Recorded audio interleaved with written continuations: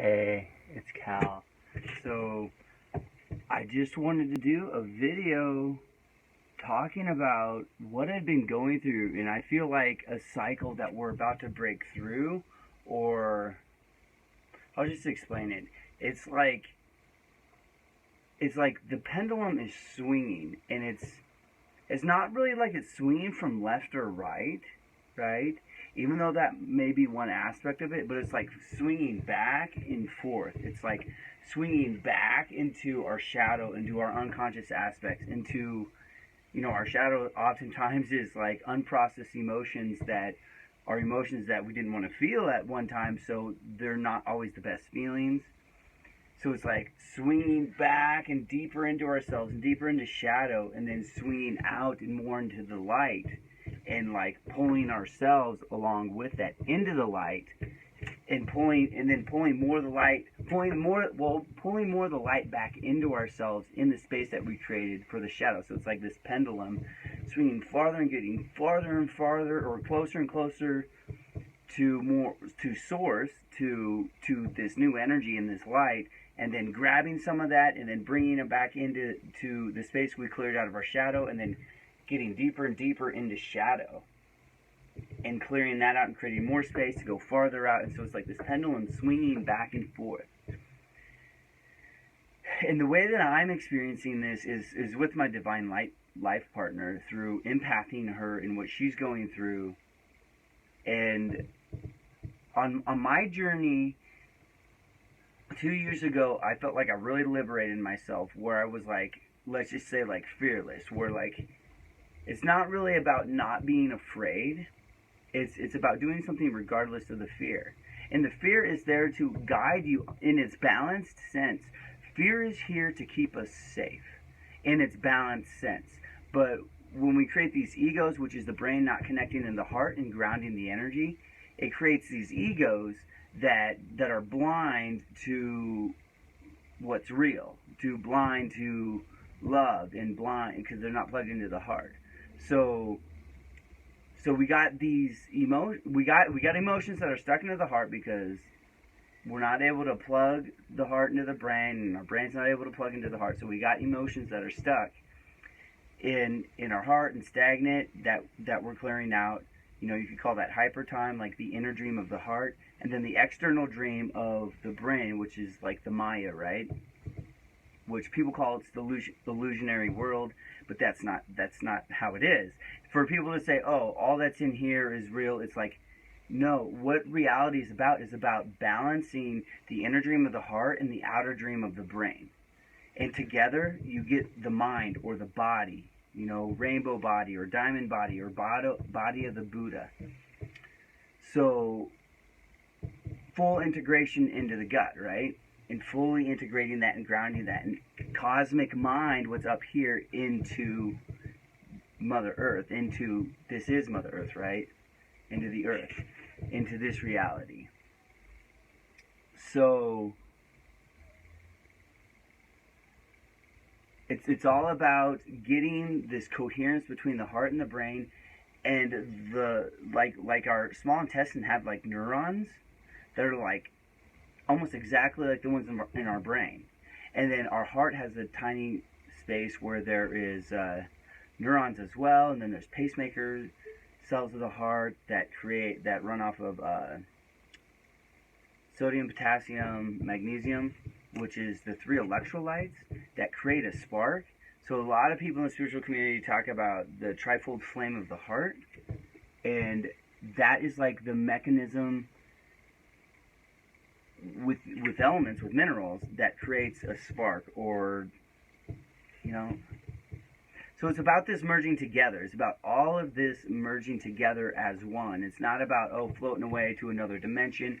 It's about this is each person's a dimension, and each person is living in this human dimension of this like human body in this earthly dimension, right? And like a tree has its own dimension, and then there's dimensions within that, just like there's dimensions within our human body, and there's like each chakra is a dimension and like a lens to view reality. So it's about all those working together as one reality. So and then it's about evolving this dimension into a new dimension. It's about evolving this human being, and we need to be fully aligned here in this reality to evolve this dimension, to evolve this human reality into a new dimension, right? Not into like a dimension that is separate from this, but this dimension changing and becoming a completely new human, a completely new dimension of evolution. So there's no dimensions that are separate from this one and outside of this one. You know, I don't really see things as like an event horizon where there's like an octave that's outside of this octave. That might be true. From my point of view right now, I think we need to not focus on that, and we need to focus on this reality and transforming from this reality and evolving this. So the pendulum is swinging, and it's swinging left and right too. It's swinging up and down too, and it's clearing and it's creating space. And as it goes up, you know, it brings more light down. As it goes down, it creates more space and brings more of what's down up, you know, and balance what's left, what's left, right, and it clears it out. And so it's like, you know, the pendulum, it's like expanding and contracting, expanding to get as far as it can in its expansion and receiving as much light and light codes or energetic things to evolve, and then contract and integrating that, and then after, or maybe even while integration, clearing out shadow and doing the inner work and creating the space to then expand again, and then to receive more. And there's going to be this balance where either the expansion and contraction becomes harmonious and harmonious with people around you and with the environment and the rest of the universe, where you connect with all the stars and other planets, right? And even other people from other planets, right? So it's like, I feel like there's going to be a balance where maybe there's just there's like no more expansion and contraction, and it's just harmony, right? And maybe that's one case. That really doesn't seem right to say that though, because it seems like that expansion and contraction is just so natural. What's just happening is our physical nature or our spiritual nature and our physical nature haven't been aligned, and it hasn't been awakened. So it's awakening, and in all these karmas that we took on in this lifetime are being burned out of us and transmuted into wisdom and into new experiences. And you know, it's like forgetting about the spiritual side of life and not seeing if it's true or not, right? It like creates these things that we hold on to. We're not able to float out because we're not able to connect those things. It's like we've been severed from our heart. And that's like the spiritual, imaginative, divine part of ourselves. The brain is also divine, but that's the other aspect of divine. But like the really, like the source is, the key is in our heart, right? The source of all keys, the source of all cheese is in our heart. So, and it's everywhere, right? But this is like the center, or supposed to be the center. And so we were centered in our brain, and it made us like off balance. Where I think we were expanding and growing and learning, like a cell during mitosis, we're getting to the point where it's like, oh, we've separated, and now it's like we are creating more cells, like the egg of life, right? We got to the point where we're like the seed of life, and now we're like creating the egg of life and coming back into our heart and aligning into the wheel, the Mahamudra, the flower of life, the wheel, in all having our own unique wheel of Dharma. So it's all unique unto us, that the frequencies that flow through that harmonious pattern. So I hope that makes sense. That was really a lot channeled. Like, I've been trying to like integrate this for the past few days, and was trying to share it with my life partner and trying to do videos. But it's so important just to like receive it, and maybe even sometimes find ways to process and integrate it like that. But it's important just to finish receiving the download and then share the information once it's fully integrated. And the way that I'm really seeing it now is like, we're going to look back at all the things that we were doing over the past year or two, and that once we really started awakening, and we're gonna go, oh my God, we should have just waited till August 21st, where we all had it packaged in our dharma and fully aligned within our being. We shouldn't have shared all this with everyone, you know. We should have just waited and been patient, right? But we couldn't see that, we didn't know, and it probably helped us to do those other things. And right now, what I'm seeing, and with my life partner, is seeing a lot of distraction with the videos and things that are no longer serving her and the rest of the world. And not to like pick at anyone or name names. That's just to point it out of distractions that people do, you know, distractions within TV and celebrities, distractions, distractions, right? So I'm not going to go into that, but I'm going to play a little bit of my flute, and I feel like this is a good video to share.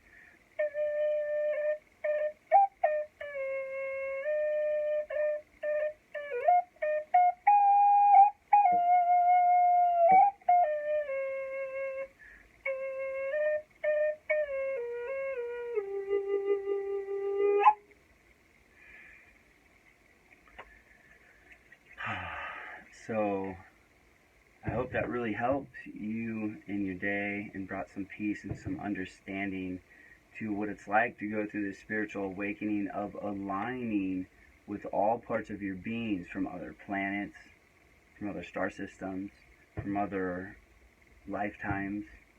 It's like parts of our soul have been fractionalized in other lifetimes within the same body, right? Because I feel like as we get older, it's like, we die from certain identities and aspects in our life, and we don't process those emotions. We don't, and so therefore we don't learn the lessons and carry on. It's like we sever parts of ourselves and become unconscious. So it's like we still have ourselves, they're still here, it's just they're unconscious, and so we have to process them and transmute them into wisdoms by learning the lessons and transmute them into new things and new experiences. So we're already whole and complete. It's just about rearranging and aligning what we are already here with. So the way to do that is to go inside, is to meditate, is to look at your inner child, is to look at the memories, is to allow yourself to feel the uncomfortable feelings, or even good feelings from the past. Maybe good feelings from someone that passed away in your past. And just allowing yourself to feel. And it takes time. It doesn't happen overnight. I think it really takes about a 2-year period. And it might take longer for some people. But so many people in the spiritual community develop this spiritual ego and expect to be these amazing spiritual beings overnight, and it's like, oh, I'm of the light, I'm God, I don't need anyone outside of myself. And it's like, that's not how the human experience works. We're interdependent with nature, we're interdependent with the cosmos, not just here on Earth. Like, space weather affects what happens here on Earth. And so it's just so important just to do the work. And it takes time, God, and I'm in Sedona right now, so there's so many people that are the perfect examples of exactly how you should never be, right?